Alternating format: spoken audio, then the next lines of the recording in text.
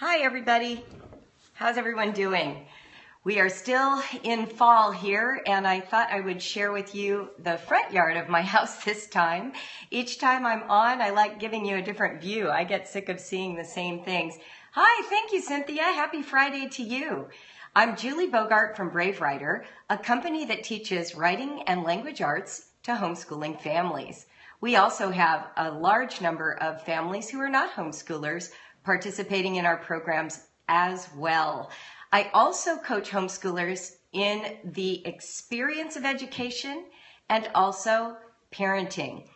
These are the composite sort of notes and insights I've gathered over the years of having children. I have 5. They range in age from 19 to 28, and they were all homeschooled. I worked in that field for 17 years and have worked with tens of thousands of homeschool families since the year 2000 when we launched Brave Writer in January. So, hi everyone, it's great to see you streaming in. Aw, somebody loves me. Well, honestly, I love all of you. Periscoping has just been a phenomenal opportunity to get to know all of you. Hey Heather, glad you're here and you're new. Make sure that if you are new, you put it in the comments so I can say hello. If you're new to Periscope in general, you can tap the screen to make all those fluttering hearts go. Some moms tell me that they have their kids doing the screen tapping, and you can see that rainbow color now streaming up because you're all tapping the screen. Thank you so much. I think we have, almost 400,000 hearts from all these scopes, which is just really lovely, really fun. You can also post comments like Kristen, who's new. She just told me, and I want to say hi to her. And I'm glad, Michelle, that your son loves to tap. I say hello to all the kids who are paying attention. Hey, Leslie. If you're not following Leslie Gustafson, she gives free therapeutic advice on scopes and is a brilliant clinician, so follow her. Awesome. Thanks, Sarah. Great having you on Periscope. I'm so glad you're enjoying this. Hi, Camille from Detroit. I'm glad you're enjoying these. I really, really enjoy doing them. So I started today's scope by sharing with you these fun little place cards. My daughter, Katrin, did these back when she was pretty young, probably 10, 11. And she did it also for Christmas. And we have these cute little ornament stands for place cards that we got at Pier 1. And then she drew really pretty names using holly instead of pumpkins. But these are for Thanksgiving, and I think they're wonderful. A lot of times we forget that there are natural opportunities for things like copywork and handwriting practice that exist in the space of our ordinary lives. So one of the things I like to share on these scopes and through Brave Writer and in the Homeschool Alliance, where I coach parents in their home education journeys, I like to remind us to mine our current life experience for opportunities to make learning meaningful and real. Sometimes our kids are onto us. They know that if they write a paragraph and you're the only audience, doesn't feel very real, does it? But if you have some way to showcase what your kids are producing, perhaps they write the family holiday letter this year that goes out to all of the friends and family that you send it to. Now they have a much more meaningful incentive to write. So that's the kind of thing I want to share, and I will continue to share in this space. But for today, what we're doing in November is we are reading from a book I wrote called A Gracious Space. Watch me pop out of the screen and pop back in. Here's the book. And what it is a collection of essays aimed at helping and supporting parents who've taken on the full responsibility of educating their children. Now, there is plenty of good material in here, even if you're a public school parent, because fundamentally, what creates a great education for your children is a healthy, vibrant family life. We've all known families who have their kids in private or public school or homeschool, who have great family lives and a passion for learning and education. This doesn't just come from one philosophy of homeschooling. It comes from a connected and deep sense of intimacy in the family and also of value around education. So if you think this topic, we're going to talk today about knowing our children's interiors. If you think that this topic is of value to any of your friends, can you share this broadcast? Rebecca Bison just did. Thanks, Rebecca. What you do is you tap on the little person in the corner, and then it will bring up a share button. You can swipe to the right for iPhone, swipe up on Android, and tap the share button. And then all of the people that you follow on Periscope or that follow you on Twitter will have the chance to tune into the broadcast. I super appreciate the shares. Our community is growing very quickly. Here's the book again. It's called A Gracious Space. It's a collection of 50 essays meant to be a daily reading. It's non-sectarian. This is not a religious text. It is meant to support you in sustaining your homeschool commitment. We have 3 of these. This one is for the fall. There's one for winter and one for spring. And I will share those with you in future broadcasts. So what we're doing in November is each day I'm picking an essay based on recommendations that you've sent me an email to share with the community. And then what I do is I read it and then we talk about it. And one of the fun things going on right now is that we have created a Facebook group for all the Periscopers. So if you want to talk about the scopes or get support or have a little bit of an inkling of what it's like to hang out in my world, sign up for the Facebook group. And then what we'll do together is we're spending this month talking about gratitude and talking about ways to enhance our home family lives. We're doing it for the holidays, that stressful time of year that is supposed to be so meaningful and sometimes feels like, oh my gosh, I'm so overwhelmed. And you can pick up a free gift, let me show you that one too, to help you in your gratitude practice. Just go to bravewriter.com/gift. You got that? You can take a screenshot. I made this for you. And it's a little gratitude journal that you can download and print. There are 7 days of the week. You can print multiple copies so your kids have their own. And you can draw, or you can do copy work, or you can literally take pictures, print them, and glue them in. The goal is to allow yourself to be surprised by something happy each day. Not to put a burden on you to fake it or try and be grateful when you don't feel it, but to just throw it back on the universe and say, surprise me today with something happy, and then put it in your journal. We're going to talk about those. We're starting Monday for those who want to use this gift. So now's a great time to go grab your copy, download, and print. Okay, so that's all the beginning stuff. And if you just jumped in now, let me reiterate, I'm Julie Bogart, the creator of Brave Writer, which is an online writing and language arts program for families. So let's get started. If you have your copy of A Gracious Space, we are on day 25. And the name of this particular essay is called Know Your Kids as They Are. Okay? So I'm just going to jump right into it, since that's what I promised we would do, is read. Recently, I read a plea from a desperate mother of a 9-year-old girl who hates school. The mother felt helpless, hurt, and angry. She appealed to her email loop for support and advice. The first email reply went through the nurturing model. Rock your daughter in a rocking chair. Don't worry about school. She's young still.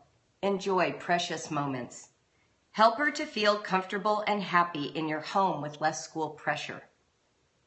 The very next reply was a 180-degree turn. This mother offered a list of quotes out of Train Up a Child. The first one said roughly, "Don't make rules you won't enforce." And of course, if you make a rule require obedience, suggestions of penalties followed. Timeouts, wooden spoon spankings, withdrawal of TV or computer privileges. These two positions were so opposite to one another, I found myself laughing out loud. What kind of parents are we? It seems to me that the real issues are often missed in these discussions. We parents are quick to evaluate the behavior of our kids and then to look to each other for tricks or tips on how to deal with them. The desperate mother is asking the wrong questions to the wrong people.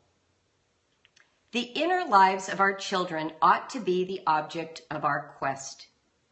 When our kids throw routine tantrums and say outrageous, hurtful things, why aren't we asking where that's coming from? So often we just want to squelch the behavior, extinguish it like a sputtering candle. Can we know our kids from the inside out? Will they talk to us? Some kids have no trouble telling us their needs or hardships.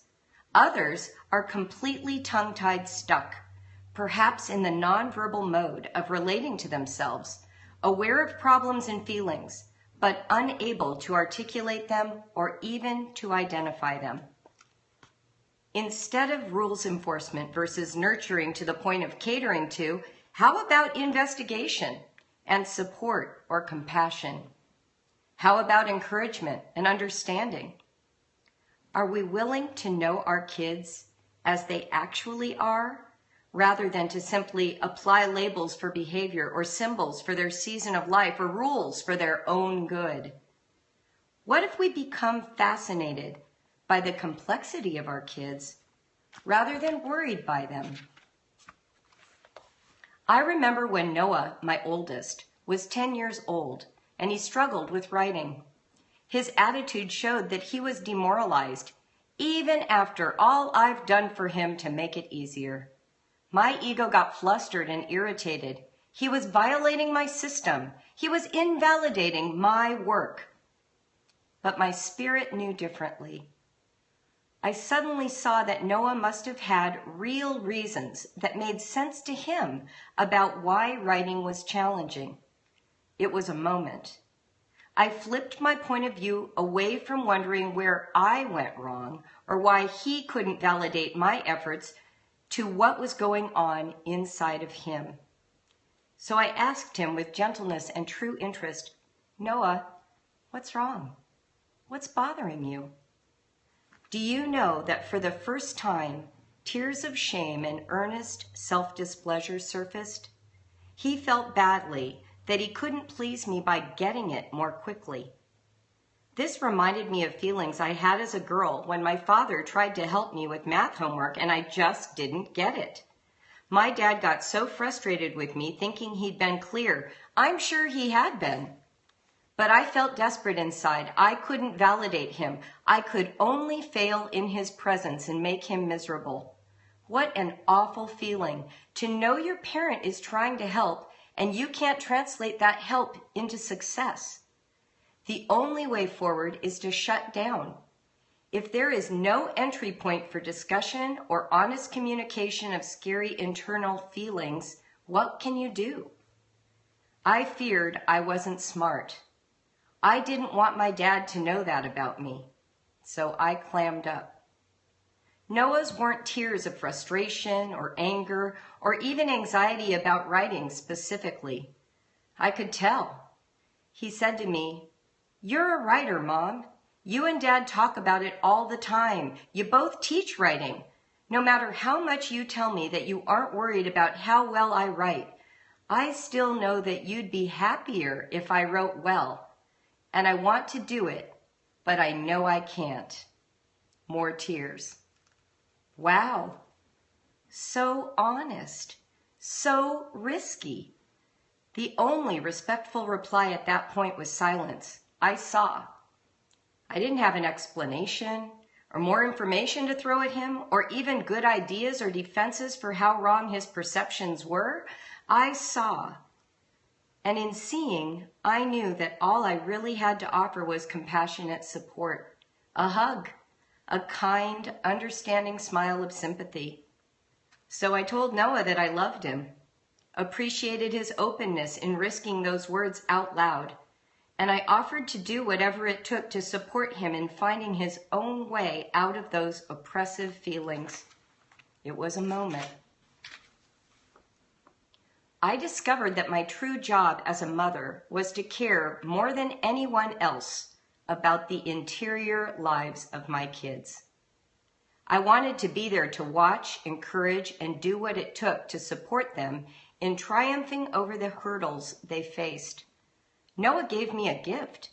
He articulated his feelings in a way that I could understand. Lucky me.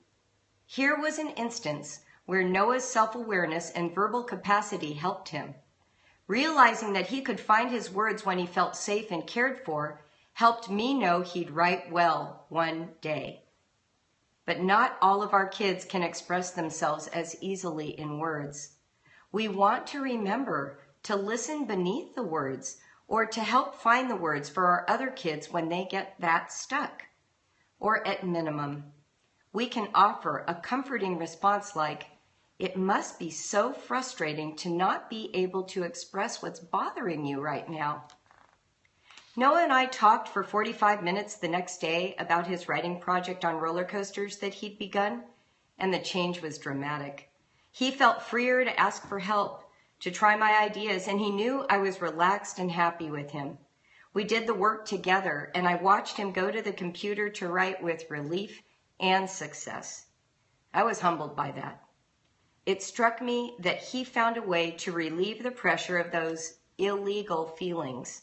And then with my kindness and companionship, writing followed. That may not be the exact sequence in your family. However, relief, light, hope, intimacy, and optimism may follow. Those are good too. Quote of the day. I believe I am my children's cheerleader, their coach and advisor.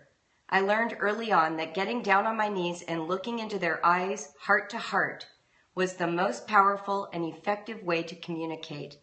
They responded the greatest at those times. They hugged me and thanked me, and over the years they have learned they can come to me about anything. That was from Natalie. Sustaining thought. Taking time to explore your kids' feelings when they feel stuck can be the way through to the words they long to express in speaking and in writing.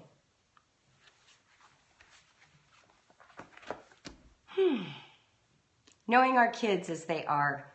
I was listening to a podcast this morning by Rob Bell. Maybe some of you have heard of him. He made a profound statement that related directly to what we're doing today, and I just wanted to share it with you. He said, "Do not be afraid of your interior. Do not be afraid of the deep, dark places of your interior life." And you know what I thought?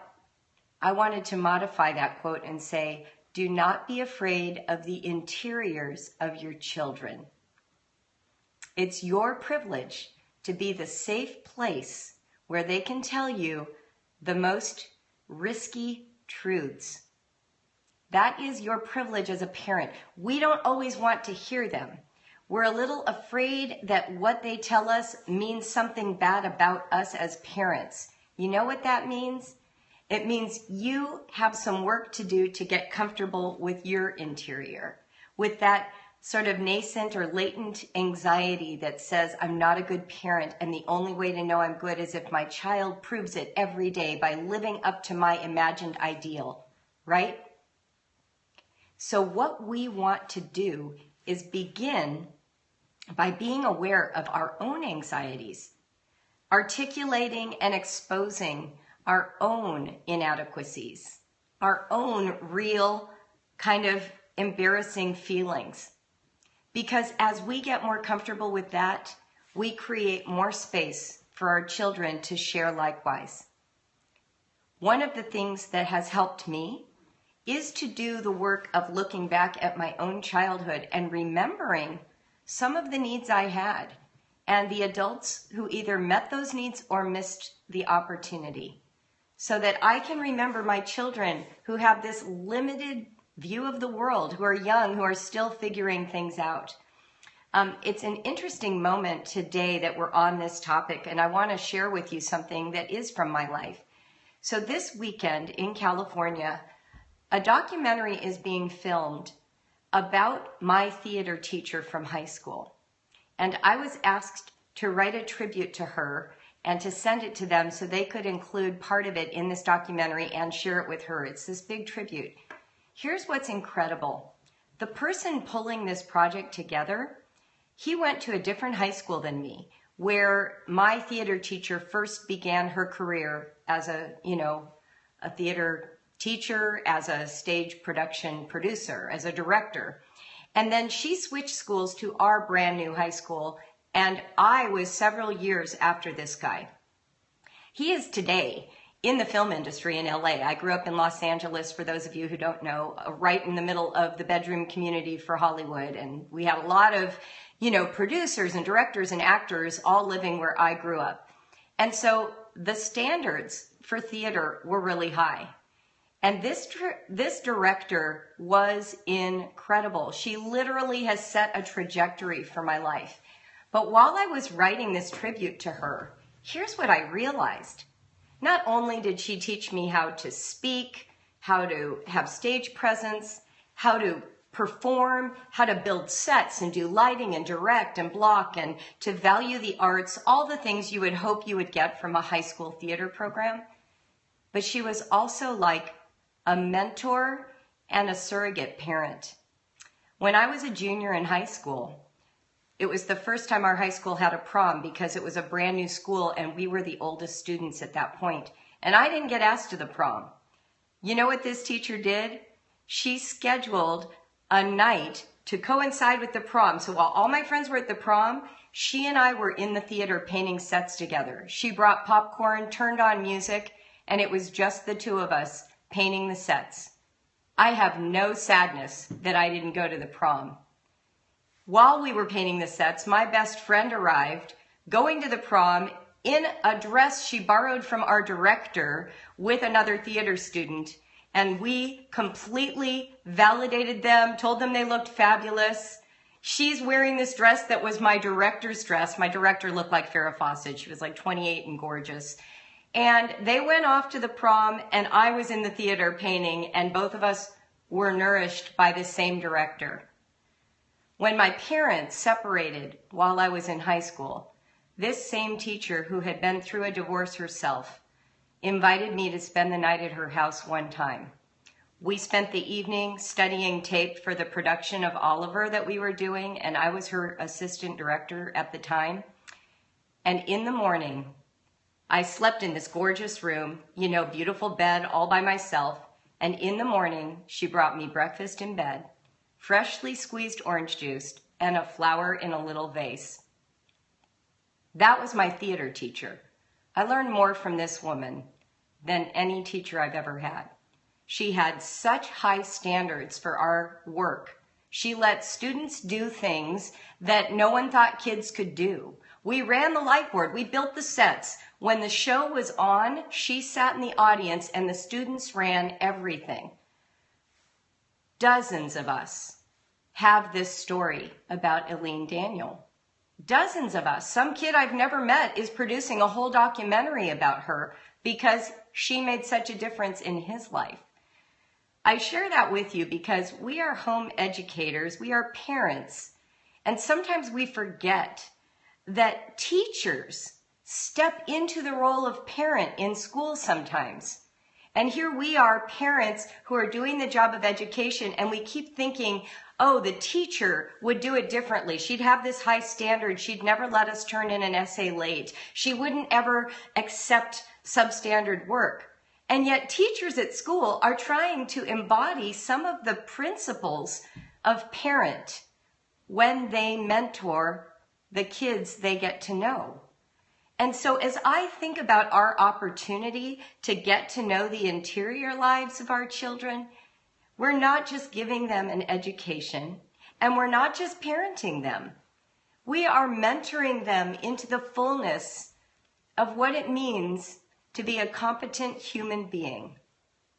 And part of the way we do that is we set high standards, we have goals and opportunities, but we take our hands off. We give them the opportunity to take risks, to go on adventures, but we do it shoulder to shoulder. One of my favorite things about Eileen Daniel was that she never asked us to do anything that she wasn't also doing. She came before school. She worked during lunch. She gave up her weekends to help us build the sets.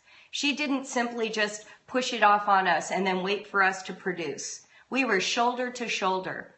There was this sense of community and professionalism that was all the standard, and we could not wait to please her. We wanted to please her. The thing you want to remember about your children, they want to please you. Don't you still want to please your parents? You want them to say, "What a great mother are you, sweetheart." I remember my mom, we had Thanksgiving dinner here years ago, and a bunch of my family from California flew out to Ohio.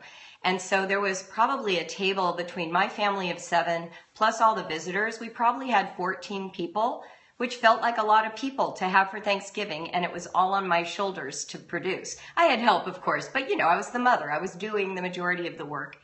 And people are watching football, and they're snacking, and there's like games played, and I'm just trying to get all the food to come out hot at the same time. How many of you know what I'm talking about? Have you all had that experience? And I'm not looking for a big thank you. It was my joy to do it. I wanted to do it. It was a challenge and a blessing. I wanted this to be a great year, but it's also demanding. So here's what happened. Thanksgiving happened, we ate the food, everybody's full and laying around and talking and giggling. And I was walking down the hall to go to the bathroom, I think, and my mom was coming the other way, and she grabbed me by the arm. Oh my gosh, I'm gonna tear up. Okay, hold on. I didn't expect to get emotional. She grabbed me by the arm, and she said, "I see everything you're doing." And I was like, "Oh my God, somebody saw." She's like, "You did a great job." From my mom, that's what you want, right? I didn't stop wanting that at 18. I still want it. She noticed. Other people don't notice. Your mom notices. Say the words. You can stop your child in the hall. "I saw how hard you worked on math today. Good job." We're so busy finding what isn't working. And right before our eyes, we have people who are trying to please us, our very children. And you can give that kind of love, just like my mom did for me, just like my theater teacher did for me. You can give that to your kids. And I tried to give it to Noah when I saw his frustration boil over. I've tried to give it to my kids as many times as I know how, right? It's so powerful to notice. Thank you for typing that. Noticing is powerful. And here's the crazy thing. Sometimes we're a little stingy with compliments because we're so busy trying to get our kids to do what they should be doing. But do you know how much momentum is gained when your kids feel you are proud of them? When you care about their perspective, they light up. What child doesn't want to have a parent appreciate and value their point of view? My goodness, right? I went running with my running partner this morning, and she was talking about her full-time job, and their company gives out this award to their various employees, and they do it once a month. And she was telling me how that single award has just ruined the employee relations because everybody wants to be recognized, and they can only recognize one, and this company's massive. I mean, it's just enormous. It's thousands and thousands of people. And so in her part of the company where it's hundreds and hundreds, they only recognize one a month. And all these people who are working really hard and doing a good job go without recognition. They only pick one. So instead of it generating this goodwill towards productivity, it creates animosity. Well, why did he get picked? I work harder, she works late, right? Why isn't there just lavishing of praise on all the people doing the hard work? That's what we can do for our kids. It's not a competition between them or with the school kids. It's not. Our goal is to find specific ways to challenge our children to do better than they even know they can do while affirming them, giving them the opportunity to take risks, and then affirming them in it. So if I think back to the theater company and when I was learning all this in high school, we had to build sets from scratch. I mean, we had nothing. We didn't even have a theater to work in. So we had to build the stage, build the sets, everything. And of course, the director, the school teacher, she knew how to do it all. I didn't know how to do it. I didn't know how to build a flat. So how many times did we have to build flats with her before she turned it over? But when she turned it over, she really turned it over. Like, we're in the room putting the muslin on the flat, you know, stapling it down, shrinking it, cutting with the mat knife on the wood, and she's off helping now somebody do something else. And she comes back and sees that we've done it. It is so empowering to be left with tools and told you are capable of producing something real. It's an amazing experience. So one of the things you want to do is invest deeply, shoulder to shoulder with your kids. Make sure they get lots of opportunity to see whatever you're teaching them modeled so that they have a direct experience, not just words, but actual together, you know, working together, and then turning them loose. I have a friend who's a great quilter. Her name is Susan, and she's got a whole bunch of grandkids now. And my very, very favorite photo that she shared on Facebook a few years ago was when she was teaching her like 6 or 7-year-old granddaughter how to sew. Do you know what the picture was? Susan sitting in the chair, her granddaughter sitting in her lap in front of her, and 4 hands pushing the fabric under the needle. 4 hands. And I thought, if that isn't the metaphor for homeschooling and the writing life I've been trying to communicate, that's it. 4 hands, 1 machine, 2 bodies, 1 project. Isn't that fabulous?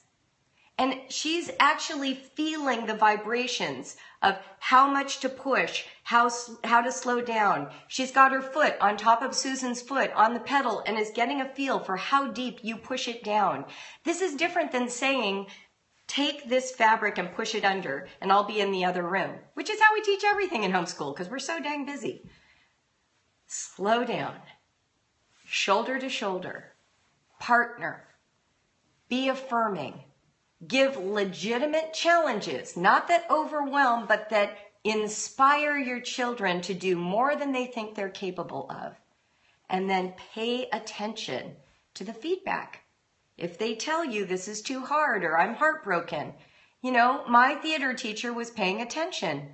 I was going through a rough time. She picked that up. She gave me a mini vacation in the middle of my high school senior year. And that was an anchor for me going forward. I could look back and know that someone knew my pain and loved me through it. It was an anchor. She didn't have to do it every week. In fact, she did it once. And it feels like she did it for a year. Somebody says she sews with her children and it all clicked with that connection. Yeah, I'll use that analogy a little further. I have a blog post called How Sewing and Writing Are Similar. And here's what the connection is. It gelled for me one day on the phone, answering a question of a brave writer, possible mother. She wanted to understand writing better. And I said, do you sew? And she said, yes. And I said this. So here's what it is. Imagine you're going to teach sewing to your kids. What's the first thing you do? What's the first thing you do with sewing? Do you go to Walmart and buy fabric and a pattern for an evening gown and thread, and then come home and hand it to your kids and say, read the directions, and I'll be over here in the kitchen, and if you need any help, just call me over? I mean, we would never do that with sewing, would we? We would never do that.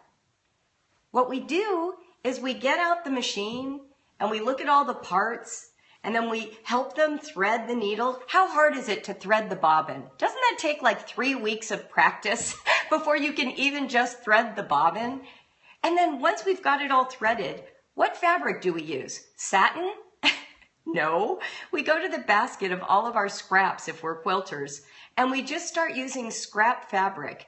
And we help them get comfortable with how fast to push the pedal and moving it through. We don't even care if they're sewing anything together. They're just getting comfortable pushing scrap fabric through the stitching section of the machine. And then at about the time they start to feel comfortable, because, you know, it's like learning to drive. You push on that pedal and it takes off on you, right? And then you go so slow, the needle is barely going up and down. And it takes some time to coordinate the pressure of a foot with a pedal. Once that starts to be comfortable, and we've shown them how to zigzag and turn a corner and how to keep the needle in and lift up the foot and then turn the fabric the other way. Once they know those basic skills, then we get a pattern that's developmentally appropriate, right? We will make a beanbag. We might sew bias tape around a placemat edge. We're not doing evening gowns. And each time we move up in the scale of difficulty in sewing, we lend more support. We show our tips and tricks, things that we've understood about sewing that our kids don't understand. Now, I use sewing as an analogy, and I know a lot of people don't sew anymore, but isn't this true of cooking? And isn't this true of everything else? Yes, someone said, and we're proud of every step. Yes, and if you've had 4 hands sewing a beanbag, who do you say made the beanbag to that child's father or grandmother or best friend? You say the child made it. If your child helped you bake muffins, do you say at the end, well, you know, actually, I dumped in 2 of those cups of flour, so technically I helped make it? No, we give full credit to the fledgling baker or the fledgling seamstress, right? So how much more true does that need to be in something like writing? We start with scrap language, the words that fly out of the mouth, and then we play with them and we manipulate them and we admire them.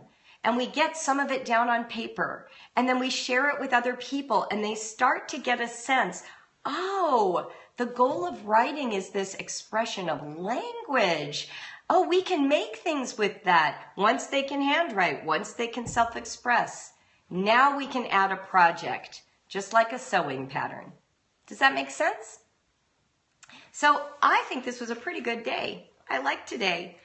Any questions about the interior lives of your children and how to foster that sense of challenge and yet skill development and support that we want our kids to have? Any questions about any of that before I sign off? Oh, thank you. I'm glad it was a good scope. Yeah, it was really fun how so many things came together today while I was, you know, ruminating and running and thinking. Yeah, that's how it always is, right?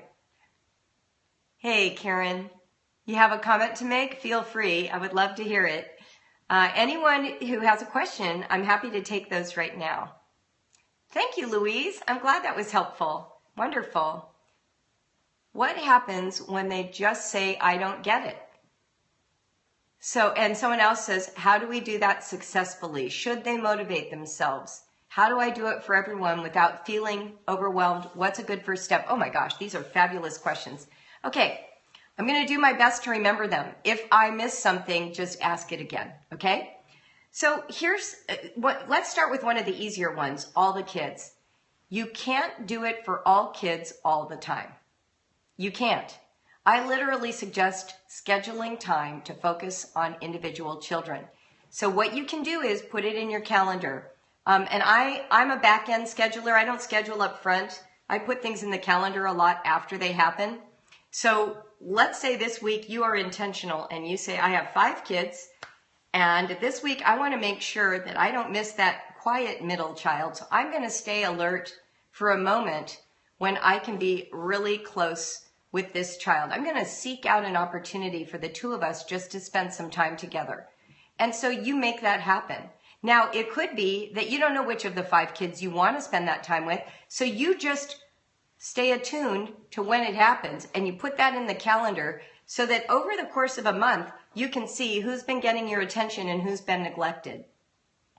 If there is a moment where some child overflows with frustration, that's the moment to stop everything else and give focused eye contact attention to that child.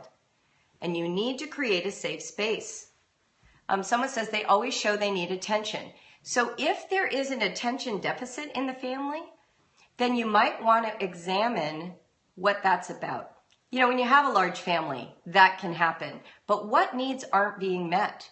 Maybe you can journal and take some notes over a period of time. Do they have enough stimulating material for themselves? Are the workbooks or the programs you're using boring or too challenging? Because you want something in between those. If they seem needy all the time, you might need to do some work for yourself and figure out, and I know this was true with me when I was going through a really painful period in my life. Are you a little checked out? Are you a little bored? Is your self-care missing? And therefore, your kids don't really feel like they have you. This happens a lot to homeschoolers who are trying to run businesses or working part-time. They're never fully present. And so what's happening is they're not inhabiting the moment, and the kids pick that up. So what they do is they keep nagging on you because they're trying to pull you back into the moment. It's one reason I recommend poetry tea times, because there is something about that experience that makes everybody be present. So if you have a deficit, let's see, your ability to give is depleted, guess what? Okay, I'm going to be brutally honest here with you lovely, committed mothers. If you don't got it, you can't give it. If you don't got it, you can't give it. Go get some. Get a hobby. Start running. Join a yoga class. Take time every day before homeschool starts with the kids in the room to read a book. Eat chocolate. Buy yourself flowers. Change your own self-talk. Start keeping a record of the nice things you're going to say to yourself, one a day. You could even use your Surprise of Happy journal that way. You know, Monday morning, you're going to write in here one kind thought about yourself. Because here's the thing. Kids are a mirror for the emotional health of the family. What's going on with your family? If you've got, I love to tell this story. I had a mom who called me and she said, I've got 4 strong-willed kids. I said, 4? Well, that's a lot. How many kids do you have? She said 4. I said, so all your kids are strong-willed? She said, yes. And she starts to narrate to me how they will not do the things she's asked them to do. And she goes through each child and they all, amazingly, are resistant. And so I just waited. I let her get it all out. And then I said to her, so I'd like to propose a thought about what you said. And she said, yeah. I said, is it possible that your 4 kids have a strong-willed mother?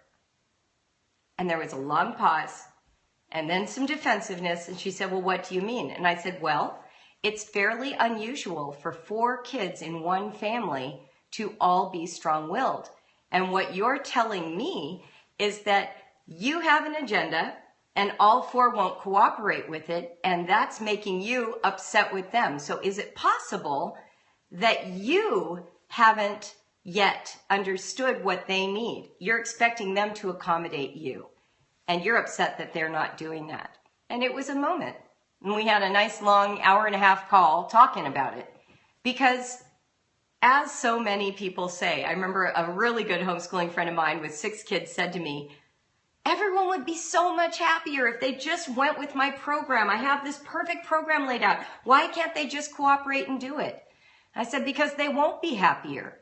You'll be happier, but they're already showing you and telling you that does not make them happier.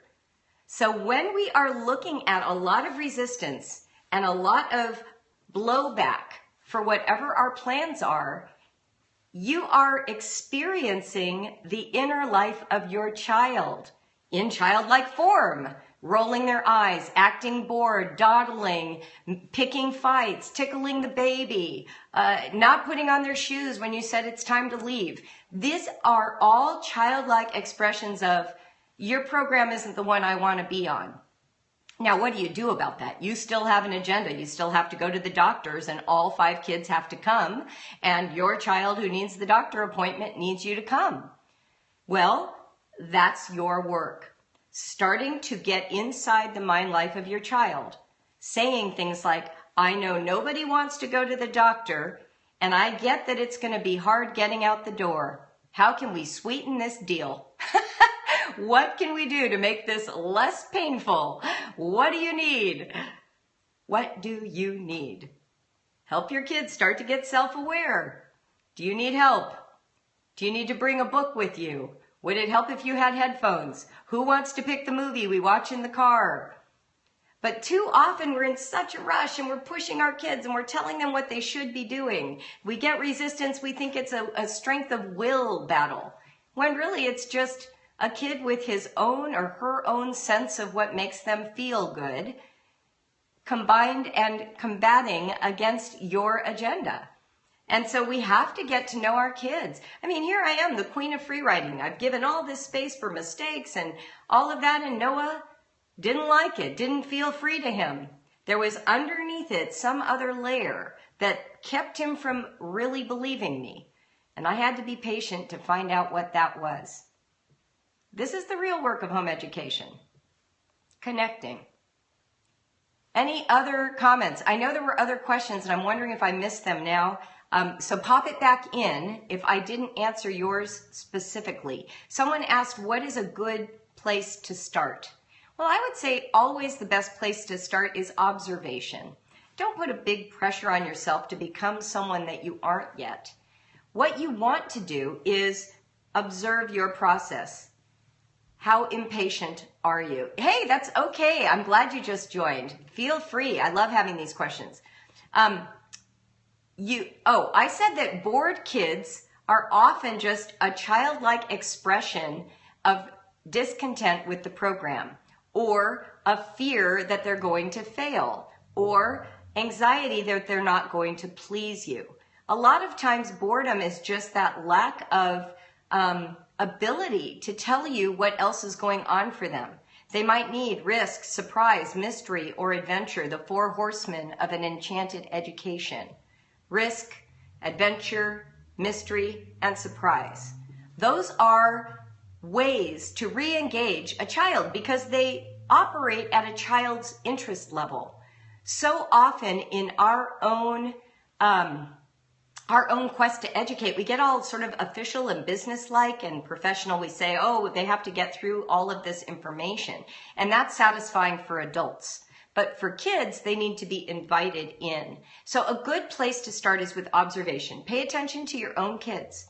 Pay attention to your own process and take some notes. Where is the conflict happening? When is it happening? Sometimes we say, oh my goodness, there's just too much, upset in this family and it's general. Try to make it specific. Find out what the actual complaint is. Even this woman who said she had 4 strong-willed kids. When we actually got down to the individual children, she didn't always have specifics.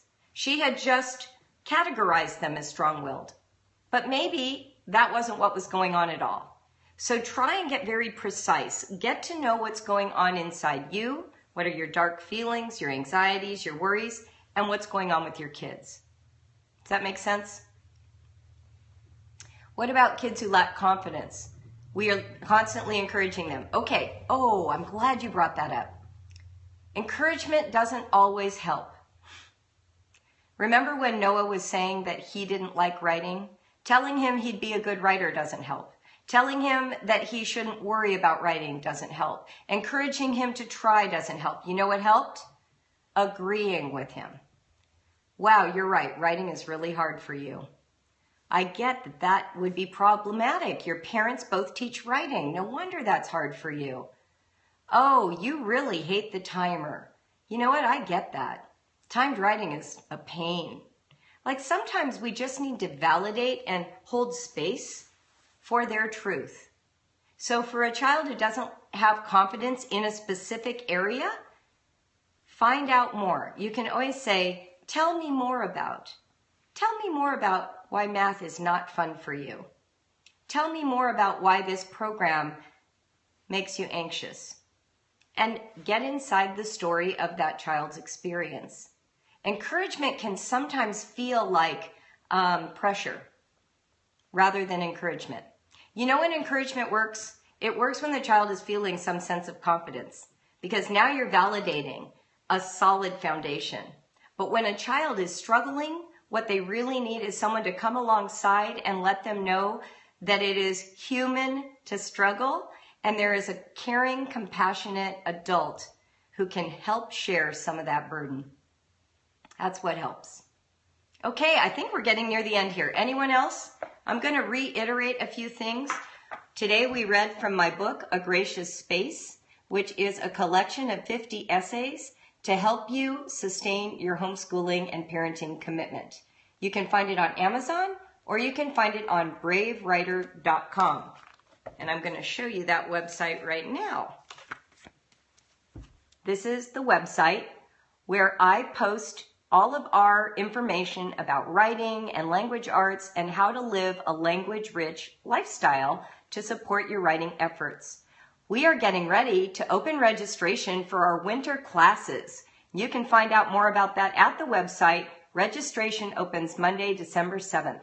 And the week before registration, I'm going to do a Periscope writing class with all of your kids. You'll hear more about that. I also offer a coaching community. We call it the Homeschool Alliance, and it is located at CoachJulieBogart.com. We meet every day to talk about parenting, homeschooling, self-care. All of that is available for you, and you can find out more here. The Poetry Tea Time stuff is located in the Brave Writer Lifestyle page of the Brave Writer website. You can also find it and more information about it on our blog, blog.bravewriter.com. I'm going to show you the gift journal. Here you go. It's very easy. bravewriter.com/gift to pick up a free journal. Surprise of Happy. The person who just got her copy from Amazon.com, simply look on the very first essay and make sure that all the paragraphing works, that there are no broken paragraphs. If there's a broken paragraph, send me an email because that means it's the wrong one. And then lastly, please sign up for our Facebook group, facebook.com/group/Bravescopes. We're talking about the scopes and about how to stay sane during the holidays and gratitude practices. It's a free way to sort of get near the warmth of Brave Writer and see if our world is for you. And that's something I did for fun. And then the last thing I wanted to share, because I haven't mentioned it, we are getting ready to have a Brave Writer retreat in Cincinnati next summer. And we're still building the site for that. It's going to be July 13th to 15th.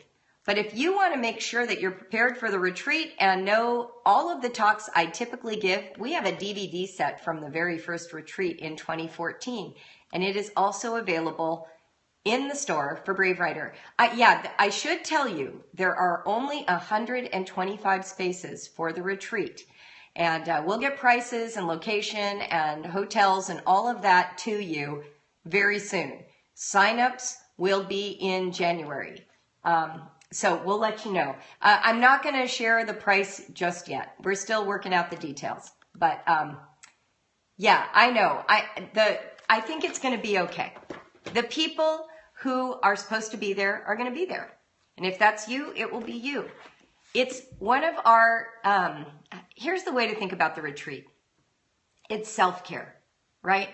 We happily invest money in our kids for tutors and saxophone lessons and writing and curriculum, right? But this retreat, you want to treat it like an in-service for you. It's like going to, a very cozy deluxe experience that's also going to make you a better home educator. And so the way to think about it is an investment in who you will be with your family, okay? And we'll make it all very clear how to go about signing up and payment and all of that. But I think it's going to be a really great experience. We're having a lot of fun planning it right now. So I hope that helps.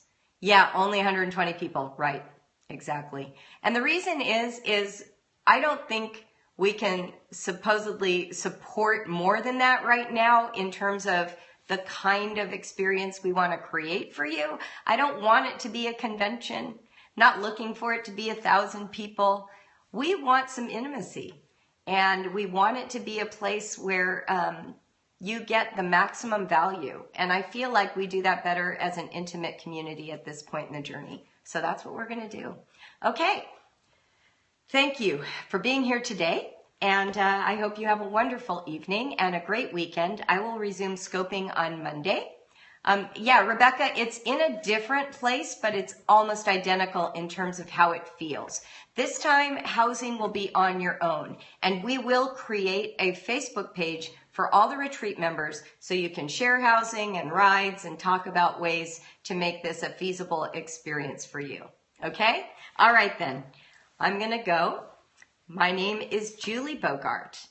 I'm from Brave Writer, and I want you to remember this weekend to live honestly and write bravely. See you Monday, everybody.